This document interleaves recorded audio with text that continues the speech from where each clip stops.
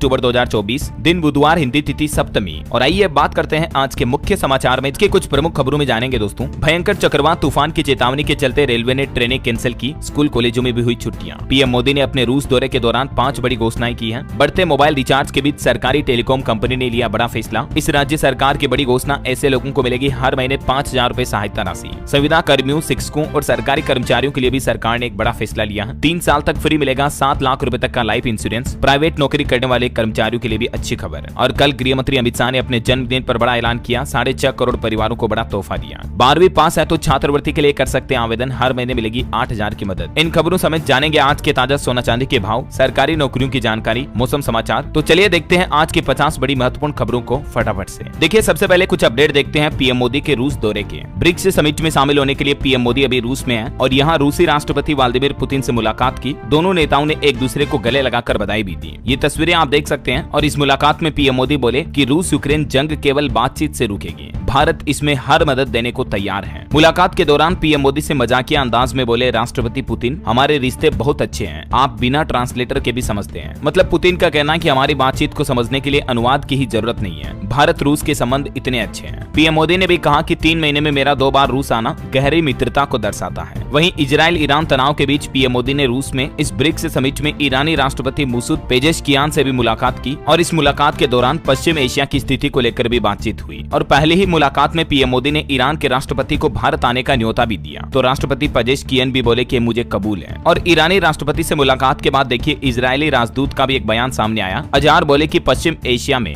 भारत के आर्थिक और राजनीतिक भूमिका काफी महत्वपूर्ण है। वही खबर तो ये भी है दोस्तों कि पीएम मोदी और चीन के राष्ट्रपति शी जिनपिंग के बीच भी आज द्विपक्षीय बैठक होगी इसी ब्रिक्स समिट में। गलवान घाटी में भारत चीन के संघर्ष के बाद दोनों नेता पहली बार मुलाकात करेंगे। और मीडिया रिपोर्ट्स के मुताबिक अगर मोदी, पुतिन और जिनपिंग ये तीनों एक साथ हाथ मिलाते हैं तो पूरे दुनिया के पॉलिटिकल लीडर 360 डिग्री घूम जाएंगे, क्योंकि जब तीनों शक्तिशाली देश एक साथ आ जाएंगे तो ये दुनिया के लिए बड़ी हैरानी की बात होगी। देखते हैं आज की मुलाकात में क्या कुछ बातें चीतें होती हैं भारत चीन के बीच भी, ये काफी महत्वपूर्ण होगा। जो भी अपडेट आएगा मैं आपको बता दूंगा। वहीं अभी ब्रिक्स सम्मेलन में भी भारत के एजेंडे क्या क्या हैं और ये हमारे लिए कितना अहम है। इस ब्रिक्स समिट में पीएम मोदी किन मुद्दों को उठाएंगे, जिनकी कुछ डिटेल भी आप देख सकते हैं। ऑल ओवर देखा जाए दोस्तों तो भारत के लिए ब्रिक्स की अहमियत काफी ज्यादा महत्वपूर्ण है विदेश नीति के हिसाब से। चलिए अब अपन आगे बढ़ते हैं खबरों में। देखिए बड़ी खबर, मुस्लिम विवाह को लेकर बॉम्बे हाईकोर्ट ने एक अहम फैसला सुनाया और कहा कि पुरुष एक से अधिक शादी भी करा सकते हैं पंजीकृत। एक केस की सुनवाई करते हुए मुंबई उच्च न्यायालय ने मुस्लिम विवाह को लेकर ये अहम फैसला सुनाया। हाईकोर्ट ने कहा कि क्योंकि उनके पर्सनल लॉ में बहु विवाह की अनुमति है और इसलिए एक मुस्लिम व्यक्ति एक से ज्यादा शादियां रजिस्टर करा सकता है। वहीं अगली बड़ी अच्छी खुशखबरी देखिए दोस्तों, भारत की रफ्तार सबसे तेज होती जा रही है और अब तो देखिए भारत की ताकत पर IMF ने एक बार फिर से मुहर लगाई। दुनिया में कोई देश नहीं दे पाएगा टक्कर हिंदुस्तान को। दरअसल IMF ने अनुमान जताया है 7% की दर से बढ़ेगी हमारे देश की इकोनॉमी FY25 यानी कि फाइनेंशियल ईयर 2025 के लिए। इंटरनेशनल मॉनेटरी फंड की तरफ से ये भारत की विकास दर को लेकर अनुमान जताया गया कि वित्त वर्ष 2025 में 7% रहेगी भारत की GDP ग्रोथ रेट।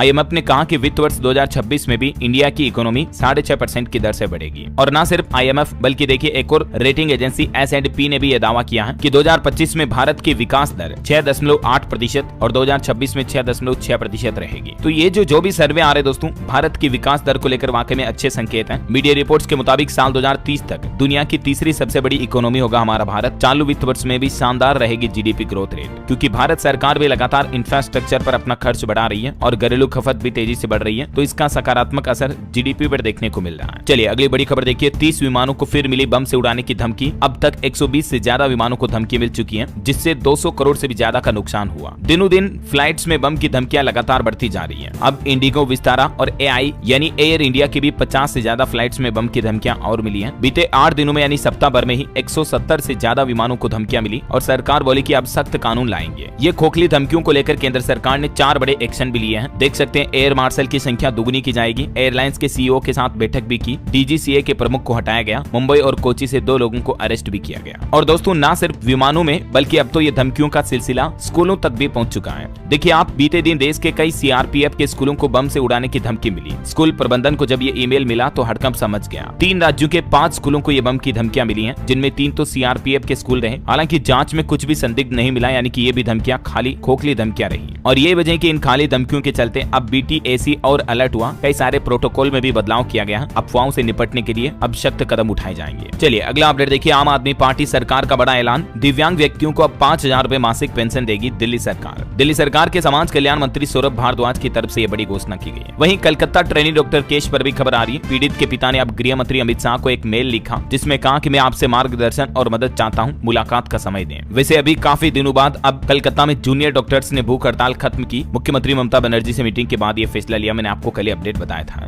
चलिए अगली खबर देखिए, दिल्ली एयर पोल्यूशन मामले की सुप्रीम कोर्ट में सुनवाई हुई। सरकार ने 10,000 फैक्ट्रियां बंद करने को कहा था, लेकिन कोर्ट ने कहा कि आपका काम सिर्फ कागजों में होता है। वहीं लद्दाख एक्टिविस्ट सोनम वांगचुक ने भी अपनी भूख हड़ताल खत्म की। केंद्र सरकार की तरफ से बातचीत का आश्वासन मिलने के बाद उन्होंने ये फैसला लिया। अगली बड़ी अच्छी खबर देखिए, अब पासपोर्ट बनवाना और आसान हुआ। आपके घर पहुंचेगा पासपोर्ट ऑफिस। जी हाँ, पासपोर्ट बनवाने के लिए परेशान हो रहे लोगों के लिए अच्छी खबर है। पासपोर्ट आवेदकों की सहूलियत के लिए passport mobile van service launch की है सरकार की तरफ से, और इससे कई राज्यों के लोगों को लाभ मिल रहा है। इसी के तहत अब उत्तर प्रदेश के भी कई जिलों में ये नई सुविधा शुरू की गई है। पासपोर्ट मोबाइल वैन आपके घर पर आएगी, जिससे आप घर बैठे ही ऑनलाइन पासपोर्ट अप्लाई कर पाएंगे, है ना। चलिए खबर देखिए, भारत पाकिस्तान के बीच एक अहम समझौता हुआ। श्री करतारपुर साहिब कॉरिडोर को लेकर यह समझौता हुआ और फिर से 5 साल के लिए ये बहाल कर दिया गया है। विदेश मंत्रालय की तरफ से ये जानकारी शेयर की गई। करतारपुर साहिब कॉरिडोर समझौते की वैधता को 5 साल की अवधि के लिए बढ़ाने पर भारत पाकिस्तान दोनों देशों के बीच सहमति बनी। ये देख सकते हैं आप, विदेश मंत्री एस जयशंकर की तरफ से ट्वीट करके इस बात की जानकारी दी गई। चलिए बड़ी खबर देखिए, बैगलेस डे के लिए शिक्षा निदेशालय ने जारी किए दिशा निर्देश। 10 दिन छात्रों को मिलेगा नया अनुभव। दरअसल दिल्ली के शिक्षा निदेशालय ने दिल्ली के सरकारी और प्राइवेट स्कूलों में 10 दिनों तक बैगलेस डे, यानी कि इन दिनों में बच्चों को कोई भी बस्ता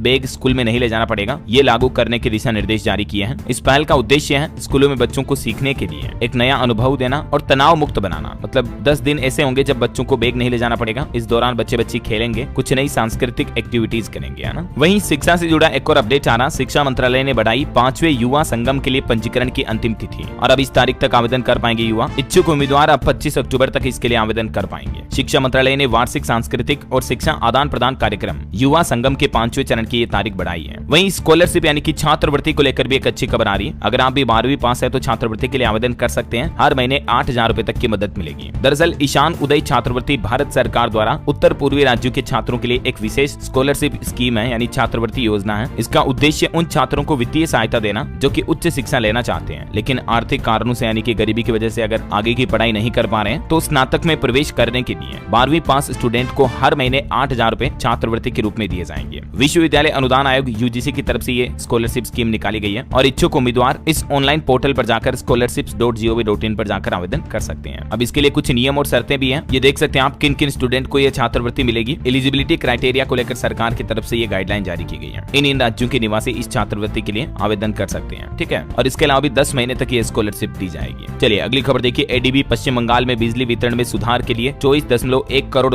का ऋण देगी। एडीबी यानी एशियाई डेवलपमेंट बैंक की तरफ से पश्चिम बंगाल राज्य के लिए बड़ी घोषणा की गई है। वहीं खबर है, देश की वित्त मंत्री निर्मला सीतारमण अभी विदेश दौरे पर हैं, और यहाँ अमेरिका के न्यूयॉर्क में उन्होंने कोलंबिया यूनिवर्सिटी में कहा कि मजबूत रही है भारत की बैंकिंग प्रणाली। भारत वृद्धि के नए अवसरों का लाभ उठाने की अच्छी स्थिति में है। अमेरिका में वित्त मंत्री ने यह भी बड़ा दावा किया, और वित्त मंत्री सिटी बैंक की सीईओ से भी मुलाकात की है। भारतीय भुगतान प्रणाली की मुरीद हुई सीईओ। वहीं एक अच्छी खबर है, 5 और सरकारी बैंक सृजित कर सकेंगे सीजीएम पद। वित्त मंत्रालय की तरफ से इस पहल को भी मंजूरी दे दी गई है। चलिए अगला अपडेट आ रहा दोस्तों, म्यूचुअल फंड को लेकर यूनिट के लिए 1 नवंबर से ही नया नियम लागू किया जाएगा सेबी की तरफ से। म्यूचुअल फंड्स में निवेश करने वाले निवेशकों के लिए बड़ी खबर है। Market regulator SEBI mutual fund unit के लिए इनसाइडर ट्रेडिंग नियम लागू करने की तारीख तय कर चुकी है, और 1 नवंबर 2024 से यह नया नियम लागू होगा। इस नए नियम के तहत एसेट मैनेजमेंट कंपनी यानी एएमसी के म्यूचुअल फंड में नामित व्यक्तियों और उनके करीबी रिश्तेदारों द्वारा किए गए 15 लाख रुपए से ज्यादा के सभी लेन देन की सूचना 2 कारोबारी दिवस के भीतर अनुपालन अधिकारी को देनी होगी। कुल मिलाकर म्यूचुअल फंड में होने वाले फ्रॉड धोखाधड़ी को रोकने के लिए सेबी की तरफ से ये नए नियम लागू किए जा रहे हैं ना, देख सकते हैं आप डिटेल भी। चलिए अगला अपडेट आ रहा है, एक ग्राउंड रिपोर्ट देखिए जरा। यमुना नदी की सफाई पर 7 सालों में 7,000 करोड़ रुपए खर्च हुए हैं, लेकिन अभी भी हालात इसके ऐसे हैं कि पानी पीना तो दूर की बात, छूने लायक भी नहीं है, नहाने के लायक भी नहीं है यमुना का पानी।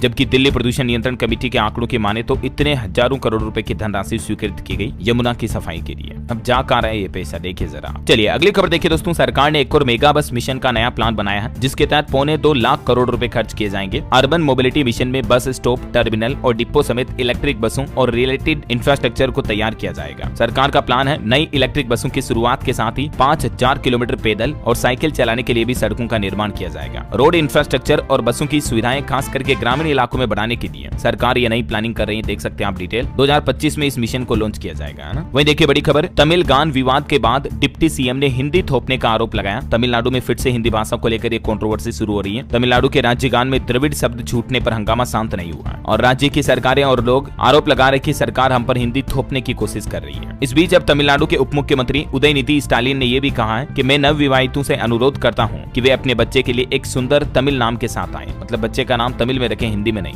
देखिए भाषा को लेकर इतनी, और पीएलआई योजना से कपड़ा क्षेत्र में क्रांति आएगी। 95,000 करोड़ के निवेश की संभावना है। अगले 3 सालों में टेक्सटाइल क्षेत्र में ये अच्छा खासा निवेश आपको देखने को मिलेगा और इससे हजारों लाखों युवाओं को रोजगार के अवसर भी मिलेंगे, है ना। वहीं देखिए बड़ी खबर, सॉफ्ट आइसक्रीम पर अब देना होगा 18% जीएसटी। सुप्रीम कोर्ट के फैसले के उलट एएआर की तरफ से यह तर्क दिया गया। एएआर यानी अग्रिम निर्णय प्राधिकरण की तरफ से सॉफ्टी आइसक्रीम पर 18% जीएसटी दर बढ़ाने का फैसला किया है। वहीं देखिए बड़ी खबर, दुनिया के लिए संजीवनी बनेगी भारत की ई संजीवनी। महामारी में ऑनलाइन चिकित्सा से मिली बड़ी मदद। एक अध्ययन में यूके और जर्मनी के शोधकर्ताओं ने कहा कि भारत के निःशुल्क राष्ट्रीय टेलीमेडिसिन सेवा ई संजीवनी ने अब तक 30 करोड़ से ज्यादा लोगों तक चिकित्सा परामर्श उपलब्ध कराई है। तो ये भारत के लिए बड़े गर्व की बात है कि भारत की इस पहल का अंतर्राष्ट्रीय लेवल पर भी तारीफ किया जा रहा है ना। चलिए खबर है, जर्मन चांसलर शोल्ज की 3 दिवसीय भारत यात्रा 24 तारीख से शुरू होगी और इस दौरान वो पीएम मोदी के साथ बातचीत भी करेंगे। फिर पीएम मोदी और चांसलर 25 अक्टूबर को 7वें अंतर सरकारी परामर्श की सह अध्यक्षता भी करेंगे। इन्होंने पिछले साल भी 2 बार भारत की यात्रा की थी।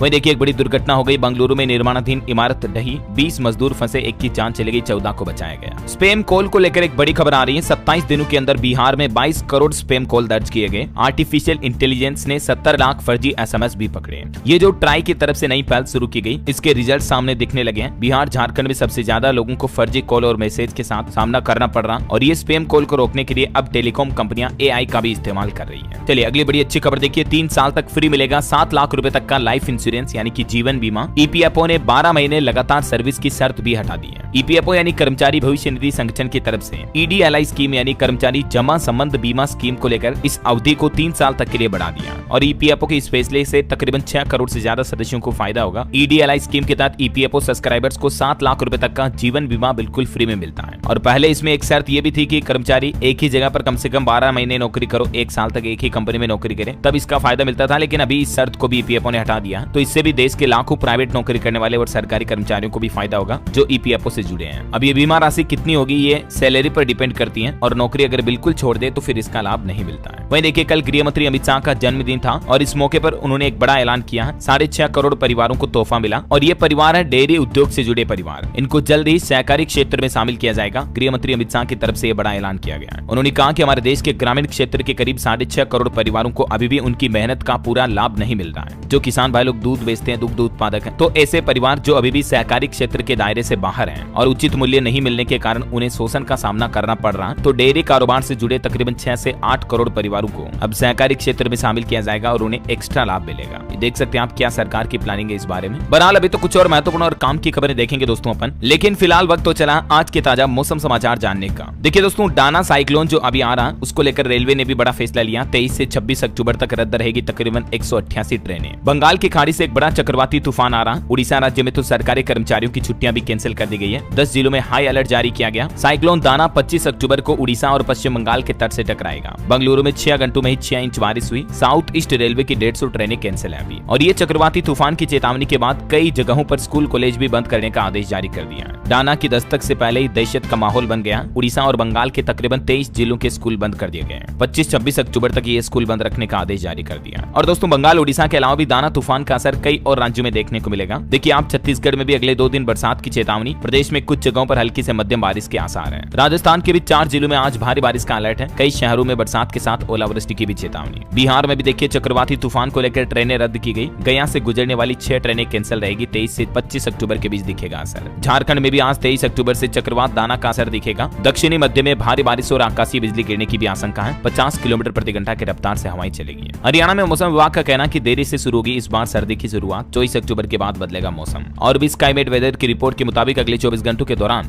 मौसम की संभावित गतिविधियां क्या रह सकती हैं, किन किन राज्यों में बारिश के आसार है इस चक्रवात तूफान के चलते, जिसकी जानकारी आप देख लीजिएगा थोड़ा सा स्क्रीन पर। चलिए अब अपन बात करें सराफा बाजार की, तो देखिए सोना चांदी के भाव फिर से नए रिकॉर्ड हाई पर पहुंच चुके हैं। सोना 78,232 प्रति 10 ग्राम पर चल रहा और चांदी भी 97,254 रुपए प्रति किलो पर पहुंच चुकी है। कुछ राज्यों में तो चांदी के भाव 1 लाख के पार पहुंच चुके हैं। राजस्थान, मध्य प्रदेश वगैरह में रेट मैंने आपको कल ही बताए थे। राजस्थान में तो 24 कैरेट सोना भी 80,000 रुपए प्रति 10 ग्राम तक पहुंच गया है। चलिए साथ के साथ मार्केट के कुछ अपडेट भी देख लेते हैं। देखिए सेंसेक्स में बड़ी गिरावट देखी गई 930 अंक की, निफ्टी भी 309 अंक गिरा। और मार्केट एक्सपर्ट का तो यह अनुमान है कि निफ्टी अगर 24,400 के लेवल को तोड़ता है तो अगस्त के निचले स्तर तक भी बिकवाली का दबाव बढ़ सकता है। निवेशकों के 9 लाख करोड़ रुपए डूबे, शेयर मार्केट में मानो क्रेश की सुनामी आई हुई है अभी। चलिए कुछ कंपनियों के अपडेट भी देखिए आप। QIP के जरिए 8,500 करोड़ रुपए जुटाएगी जोमेटो कंपनी, बोर्ड ने प्रस्ताव को दी मंजूरी। फूड डिलीवरी जोमेटो कंपनी के नतीजे भी आ चुके। 388% प्रॉफिट बढ़ा, 36 करोड़ से बढ़कर 176 करोड़ रुपए हुआ मुनाफा। वहीं देखिए अडानी ग्रीन का दूसरी तिमाही में मुनाफा 39% बढ़ा,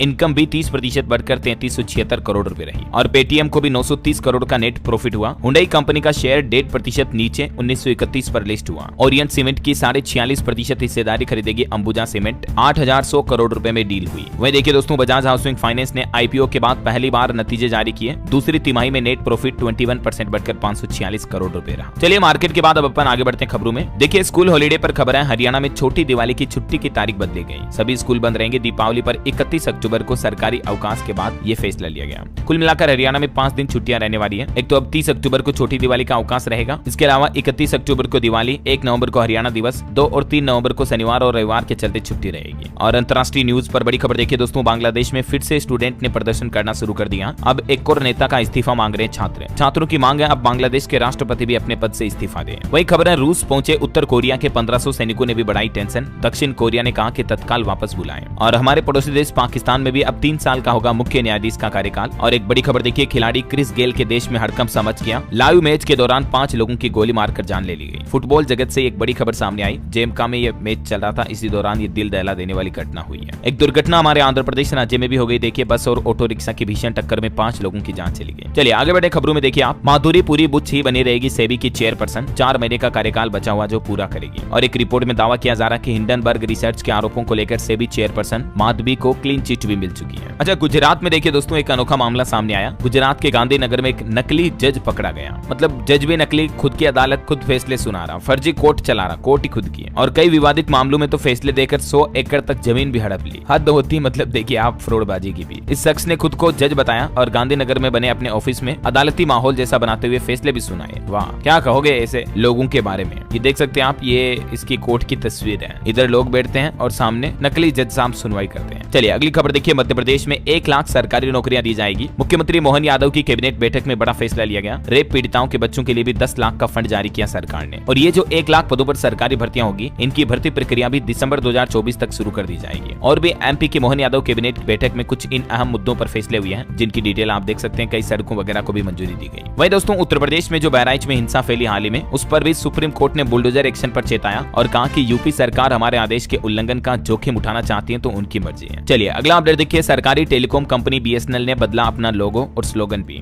BSNL के ग्राहकों की संख्या भी बढ़कर 1 करोड़ 80 लाख हो चुकी है। जहां एक तरफ अभी दूसरी टेलीकॉम कंपनियां एयरटेल, वोडाफोन आइडिया, जियो काफी महंगे रिचार्ज प्लान दे रही है। इस बीच अब लोगों का रुख BSNL की तरफ ज्यादा बढ़ रहा है। और देखिए BSNL कंपनी ने अब एक नई शुरुआत की है। 24 साल बाद बदलाव करते हुए अपने लोगो में भी चेंजेस किए हैं। अब BSNL का ये नया लोगो कुछ यूं होगा, कनेक्टिंग भारत, ये इसकी टैगलाइन रखी गई है। सिक्योरली, अफोर्डेबली और रिलायबली। BSNL ने एक नई सुविधा शुरू की है, ऑटोमेटेड कियोस्क भी, जिसके जरिए आप सिम कार्ड खरीद पाएंगे और अपग्रेड भी कर सकेंगे। और भी 7 नई सर्विस कौन कौन सी लॉन्च की देख सकते हैं आप। फाइबर इंटरनेट ग्राहकों के लिए नेशनल वाईफाई रोमिंग की सुविधा मिलेगी। 500 से ज्यादा लाइव टीवी चैनल बिल्कुल फ्री में देख पाएंगे। सिम कार्ड खरीदने, अपग्रेड करने के लिए कियोस्क मिलेगा। और भारत की पहली direct to device D2D connectivity solution भी BSNL ने लॉन्च किया है। और भी स्पैम कॉल को ब्लॉक किया जाएगा। Public protection and disaster release solution भी लॉन्च किया है। और माइनिंग ऑपरेशन के लिए भी प्राइवेट 5G नेटवर्क पेश किया है BSNL ने। तो ये सरकारी कंपनी अब एक नई पहल कर रही है। वैसे दोस्तों अभी आपके हिसाब से कौन सी टेलीकॉम कंपनी सबसे अच्छी सर्विस देती है और किसके मोबाइल रिचार्ज सबसे ज्यादा महंगे हैं, कमेंट करके बताइए मुझे। देखें एयरटेल, वोडाफोन आइडिया, जियो या BSNL, कमेंट में लिखिए फटाफट से। चलिए आगे बढ़ते हैं खबरों में। देखिए आप, बड़ी खबर, भारत चीन के बीच जो अभी एक दिन पहले समझौता हुआ था, तो उस पर हमारे देश के सेना प्रमुख ने कहा कि चीन के साथ रिश्ते मजबूत करने की कोशिश जारी है। एक दूसरे पर विश्वास करने से ही हल निकलेगा। जो कल ही पेट्रोलिंग का समझौता हुआ था, आपको पता होगा। तो आर्मी चीफ बोले कि भरोसा जमाने में वक्त लगेगा। सीमा पर गश्त इसका जरिया है, इसके बाद अगला स्टेप लेंगे। चीन भी बोला कि मिलकर विवाद सुलझाएंगे। तो कहीं न कहीं अब देखा जाए तो चीन भारत के साथ वापस अपने रिश्ते सुधारने की पहल कर रहा है। वही देखिए दोस्तों, जम्मू कश्मीर में भी लश्कर का एक नया आतंकी संगठन TLM एक्टिव हुआ। पुलिस ने दावा किया कि यहाँ आतंकियों की भर्ती की जा रही है। चलिए अगली खबर देखिए दोस्तों, दिवाली के मौके पर नोएडा मेट्रो की तरफ से यात्रियों को नई सुविधा दी जाएगी। कुछ जैसे सभी मेट्रो स्टेशन पर आपको पावर बैंक की फैसिलिटी मिलेगी। अब ये एक्स्ट्रा फीस भी नहीं देनी पड़ेगी, QR कोड से पेमेंट कर पाएंगे और टोकन वाली सिक्योरिटी सिस्टम भी लगाया जाएगा। तो ये मेट्रो यात्रियों के लिए अच्छी पहल की गई है। कुछ पॉलिटिक्स के अपडेट देखते हैं फटाफट से। देखिए हरियाणा विधानसभा चुनाव में 25 अक्टूबर को स्पीकर और डिप्टी स्पीकर का चुनाव होना है। इसके लिए प्रबल दावेदार कौन होगा, इसको लेकर भी चर्चाएं चल रही है। वहीं झारखंड के CEO रवि कुमार ने निर्देश दिया, कहा कि चुनाव में कम से कम लें स्कूल बसों का इस्तेमाल। और महाराष्ट्र विधानसभा चुनाव में भी MVA में सीट शेयरिंग तय हुई। कांग्रेस 100 से 105, शिवसेना और उद्धव 96 से 100 और NCP 80 से 85 सीटों पर चुनाव लड़ेगी। खबर है बजरंग पुनिया ने भी कांग्रेस की जिम्मेदारी संभाली, किसान सेल के कार्यकारी प्रधान बनाए गए हैं। वही देखिए झारखंड में भी कांग्रेस की पहली लिस्ट में 21 उम्मीदवार घोषित हुए। और यूपी उपचुनाव को लेकर भी खबर है कि प्रदेश में इंडिया गठबंधन बना रहेगा। सपा कांग्रेस को एक और सीट देने पर राजी हुई। चलिए अगली बड़ी खबर देखिए, वक्फ बिल पर JPC मीटिंग में भिड़े भाजपा और TMC के सांसद कल्याण बनर्जी ने बोतल फोड़ी और चेयरमैन की तरफ फेंकी। अभी उन्हें एक दिन के लिए सस्पेंड कर दिया गया। चलिए अगला अपडेट देखिए, साल 2026 में राष्ट्रमंडल खेलों से हटाए गए हॉकी, निशानेबाजी, क्रिकेट और बैडमिंटन और कुश्ती।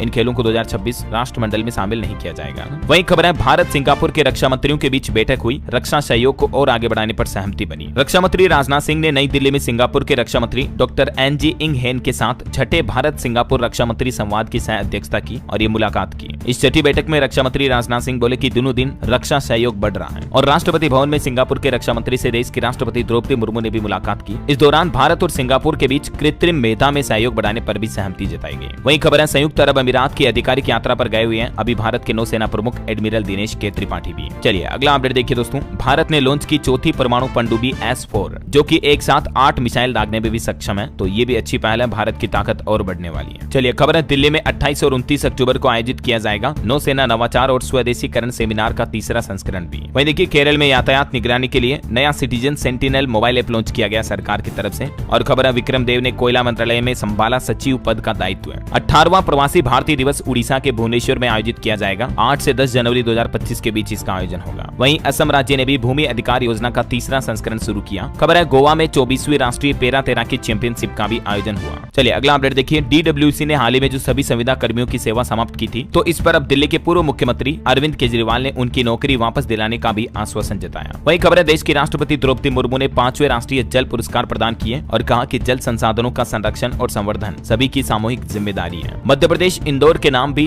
बेस्ट वाटर डिस्ट्रिक्ट अवार्ड मिला। राष्ट्रपति द्रौपदी मुर्मू ने जिला कलेक्टर समेत कई लोगों को सम्मानित किया। चलिए अगला अपडेट देखिए, बढ़ते प्रदूषण को लेकर एक्शन में दिल्ली सरकार, विभिन्न विभागों के साथ बैठक में कई बड़े फैसले लिए। खबर है उत्तर प्रदेश में माफिया की 4,500 करोड़ की संपत्ति जब्त हुई। जीरो टॉलरेंस नीति के तहत योगी सरकार निरंतर कार्रवाई कर रही है। और दोस्तों उत्तर प्रदेश में शिक्षकों और कर्मचारियों के लिए भी एक बड़ी खुशखबरी आई है। पेंशन में जुड़ेगा अब नॉमिनल वेतन वृद्धि का लाभ भी। योगी सरकार की तरफ से सरकारी कर्मचारियों को लेकर ये बड़ा फैसला लिया गया, देख सकते हैं आप। चलिए अगला अपडेट देखिए, UAE से 3 लाख करोड़ के ऐतिहासिक MOU से पश्चिमी राजस्थान में लगेगी 60 गीगावाट क्षमता की सोलर विंड और हाइब्रिड योजना भी। राइजिंग राजस्थान के तहत ये निवेश किया जाएगा। वहीं राजस्थान के बांसवाड़ा के भूकिया जगपुरा में देखिए प्रदेश की पहली सोने की खान पाएगी। देश के 6 स्वर्ण भंडारों का 25% सोना सिर्फ राजस्थान में है। वैसे अभी राजस्थान में डॉक्टर्स फिर से हड़ताल पर उतर आए, जिसके चलते अस्पतालों में हालात काफी बिगड़े। रात में मरीजों को देखने के लिए भी डॉक्टर्स नहीं है। 225 ऑपरेशन भी टाले गए कई अलग अलग जिलों में। और खबर है राजस्थान के रेलवे स्टेशनों को भी हेरिटेज लुक देगी भजन लाल सरकार, यात्रियों को कई नई सुविधाएं भी मिलेगी। चलिए खबर है हरियाणा सरकार ने भी कैथल में पराली जलाने के आरोप में किसानों को गिरफ्तार किया। 24 कृषि अधिकारियों को भी निलंबित किया। सुप्रीम कोर्ट के फटकार के बाद अब आखिरकार पराली जलाने पर पंजाब हरियाणा इन राज्य सरकारों ने एक्शन लेना शुरू किया है। और देखिए हरियाणा में एक साथ 24 अधिकारी और कर्मचारियों को सस्पेंड किया। वहीं खबर है देश के परिवहन मंत्री नितिन गडकरी ने नागालैंड के 29 राष्ट्रीय राजमार्ग परियोजनाओं की समीक्षा की और कार्य में तेजी लाने पर भी बल दिया। मणिपुर राज्य में भी 50 राष्ट्रीय राजमार्ग परियोजनाओं को मंजूरी मिली है केंद्र सरकार की तरफ से। पर्वतीय क्षेत्रों में 902 किलोमीटर सड़कों के विकास को प्राथमिकता दी जाएगी। वहीं खबर है केंद्र सरकार और लद्दाख के नेताओं के बीच 3 दिसंबर को वार्तालाप होगी, बातचीत होगी। सोनम वांगचुक के अनशन खत्म करने के बाद अब सरकार की तरफ से ये आश्वासन दिया गया। चलिए कुछ स्टेट न्यूज अपडेट देख लेते हैं फटाफट से। देखिए AI से दुर्लभ गोडाउन हुआ पैदा, 8 महीने में सामने आया रिजल्ट। दावा किया जा रहा कि ऐसा करने वाला दुनिया का पहला देश बन चुका भारत। जैसलमेर के शुदासरी गोडाउन ब्रीडिंग सेंटर में ये AI से कृत्रिम गर्भाधान करवा के गोडाउन का जन्म करवाया गया। वहीं खबर खबर है दोस्तों, भोपाल इंदौर में देखिए 35 रुपए में 1 किलो प्याज बेच रही है सरकार। एक ग्राहक को अधिकतम 2 किलो खरीदने की ही लिमिट है। और बड़ी खबर है, मेडिकल कॉलेजों में एनआरआई छात्रों का एडमिशन नहीं होगा निरस्त। छत्तीसगढ़ हाईकोर्ट ने कहा कि पंजाब हरियाणा हाईकोर्ट का फैसला यहाँ लागू नहीं होगा। चिकित्सा शिक्षा विभाग का आदेश भी खारिज किया। वहीं छत्तीसगढ़ महाराष्ट्र सीमा पर 5 नक्सली भी ढेर हुए। जवानों ने सरेंडर करने को कहा तो उन्होंने गोलियां बरसाई, बदले में जवानों ने भी उनको सुला दिया। वहीं देखिए छत्तीसगढ़ में 5 लाख सरकारी कर्मचारियों को भी बड़ी सहूलियत मिली। दिवाली से पहले मिलेगी सैलरी, 28 अक्टूबर से भुगतान करने के आदेश जारी किए छत्तीसगढ़ के मुख्यमंत्री विष्णुदेव साय सरकार की तरफ से।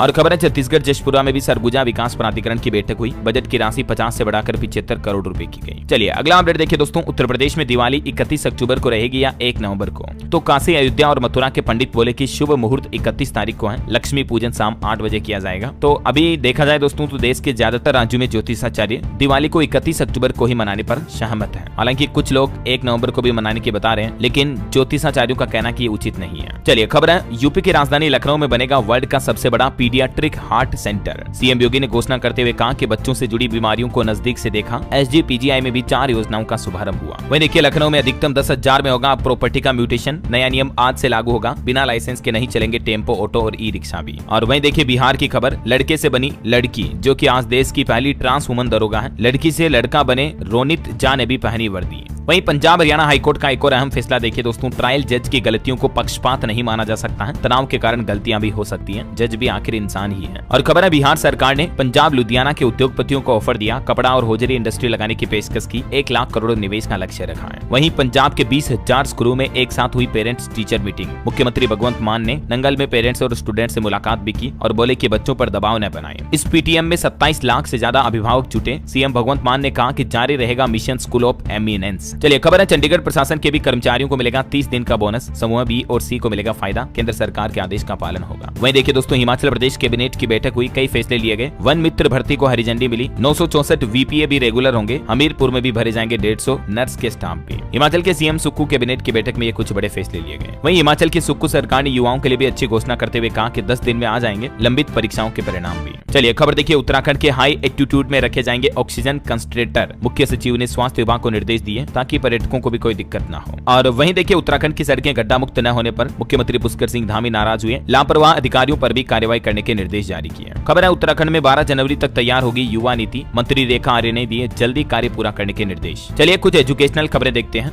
देखिए असम में टीजीटी पीजीटी के 9,000 से ज्यादा पदों पर भर्ती निकली। 15 नवंबर तक आवेदन करने का मौका है। वहीं हिमाचल कैबिनेट ने भी 2061 पदों पर भर्ती के लिए हरी झंडी दिखाई। जल्दी इनके लिए फॉर्म शुरू होंगे। और नेशनल इंश्योरेंस लिमिटेड ने भी सहायक के 500 पदों पर वैकेंसी निकाली हुई है। इस पोर्टल के माध्यम से इच्छुक योग्य उम्मीदवार आवेदन कर सकते हैं। और बीएससीबी यानी कि बिहार बोर्ड परीक्षा पर भी अपडेट आ रहा। 10वीं 12वीं की बोर्ड परीक्षा के लिए पंजीकरण करने का एक और समय होगा। अंतिम तारीख पहले 21 अक्टूबर थी तो उसको आगे बढ़ा दिया। अभी 28 अक्टूबर तक इस पोर्टल के माध्यम से बोर्ड एग्जाम के फॉर्म भरे जा सकते हैं, है ना। और खबर देखिए, महाराष्ट्र में भी शिवसेना की 45 कैंडिडेट्स की पहली लिस्ट जारी हुई। शिंदे कोपड़ी 5 पाखाड़ी से चुनाव लड़ेंगे। महायुति ने अब तक 144 नामों की घोषणा की है। ओके, और अंत में आज के राशिफल पर नजर डालते हैं। देखिए वृश्चिक राशि वालों के लिए आज बिजनेस में रिस्क लेना फायदेमंद रहेगा। मकर राशि वालों को भी रुका पैसा मिलने के योग है। कर्क राशि के लोगों को अचानक लाभ मिल सकता है। तुला राशि के लोग नए अवसरों को ध्यान दें तो फायदा रहेगा। और हाँ दोस्तों, आप मुझे कमेंट करके बताइए कि रोजाना ऐसी इन्फॉर्मेटिव काम की खबरें देखते रहने के लिए। जय हिंद।